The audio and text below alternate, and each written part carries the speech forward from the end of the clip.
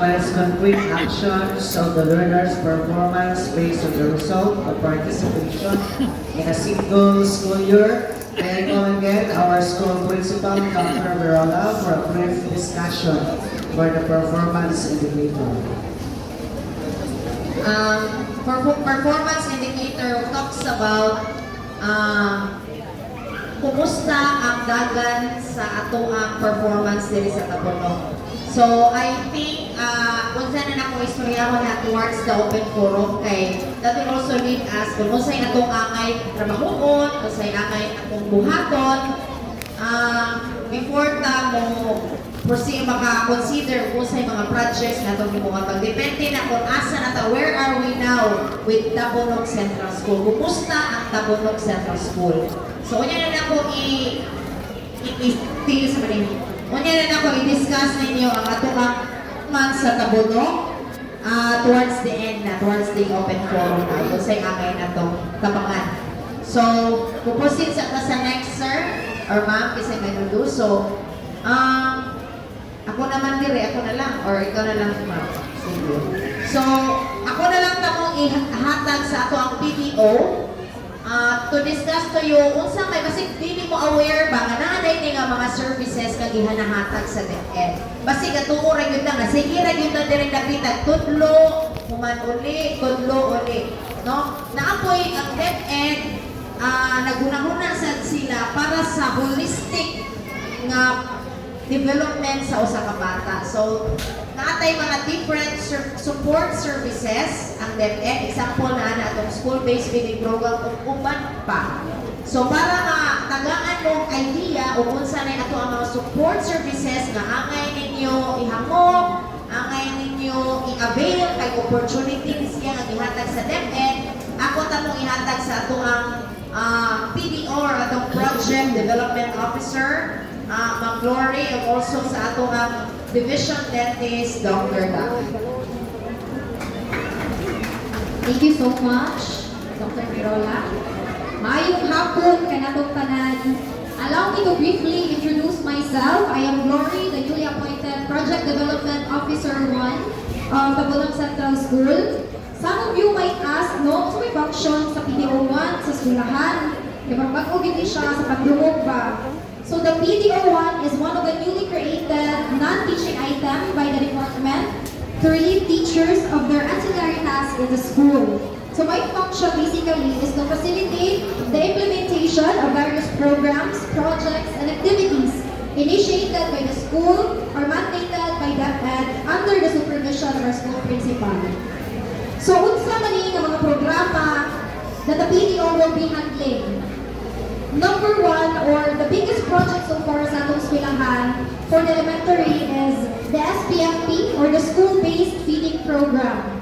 So, unsa man ang SPFP? Basically, ang tuyo ug tumong sa SPFP program sa mga eskwelahan is to improve the nutritional status of our student beneficiaries by at least 70% at the end of the entire duration of the feeding. Also, to increase the classroom attendance by 85% to 100%. And lastly, to improve our students' health and nutrition values and behavior. So, gihunsa man ato pag-determine ang atong beneficiaries, kini wa kita nabuot ani. So, according to DepEd Order Number 39 Series of 2017, or the operational guidelines on the implementation of the school-based feeding program, the priority target beneficiaries for SPFP shall be all severely wasted from kindergarten to grade 6 students. Karon, how do we determine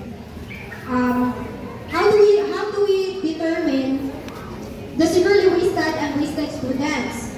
So dili mo sulod ang participation sa atong mga maestra, sa atong teachers. Ilang sila ang motimbang, sila mo check sa height or age sa ilahang tagsa-tagsa ka mga estudyante. And from there, nibawa nato kinsay severely wasted and wasted sa atong mga students. So for this school year, no, we have 556 beneficiaries. So sa atong mga ginikanan nga naa karon, especially katong mga naay anak na beneficiary sa atong feeding, mga ko sa itong suporta o kooperasyon alang sa kalambuan sa Ang benepisyo ni ining atong programa, dili man para sa ato kundi alang sa atong mga tinunan, alang sa inyong mga anak. So now, karon ako yung first assignment sa atong mga classroom officers. Okay ra? So natay delivery ganiha Milky Bun unya ma-expire siya on September 1. So that is this coming Sunday na. Unya karon wala man tay mga bata karong hapon, and then tomorrow wala tay klase kay na ay closing program for the buwan ng wika. So ako muhangyo sa atong mga classroom officers nga kabang sa pag-distribute sa Milky Bun aron dili masayang, dili siya maabtan sa expiration, dili maabtan sa atong mga beneficiaries. So right after ani atong meeting, ayos mo panglakaw kay mag-distribute ni sa inyo sa Milky Bun, and then help us to disseminate sa inyong mga beneficiaries per classroom kung kinsa to sila. Magpa-assist lang siguro ta sa mga grade leaders kay sila may nakahibaw kung kinsa to mga bata nga beneficiaries per grade level. Okay? So, for the SPFP, to work best, it is when it is complemented with these other support services or school health programs, namely the Bulayan sa Paralan program, Wash in Schools program, or the WINS and deworming. Hindi ako i-mention, these are just part of my coordinatorship, including the DRRM. So these programs no, Bulayan sa Paralan, WINS, or sa explanatory naman, hindi na lang kayo kukunin deeper. Ang akong gustong i-highlight, apart from the SPFP, apart sa itong feeding, is the school deworming. Now, this is crucial. Kaya based on the SPFP guidelines, it is highly encouraged that all beneficiaries of the feeding must undergo deworming prior to feeding or within 3 months of the feeding activity to get the full benefit of the food nutrients. So, ang ato mga beneficiaries dapat, based on the SPFP guidelines, dapat 100% yun na reward sila. Unya, karon, based sa turnout sa deworming master list na dihatag sa mga teachers sa AKUA, mas daghan ang mga ginikanan nga ipalipat o wala ni tugot na pag-deworm ang ilang anak nen. Some of those pag-yun, mga beneficiary pag sila sa AKUA, sa atong SPFP. So since I am not an expert in this field, nag-import ko someone from the Division Health and Nutrition Unit to explain to us further the pros and cons of deworming among our children. So I'll give the floor now to Dr. Bersilis Dr. Agnes Daan to give us the information na needed na to. Why is it important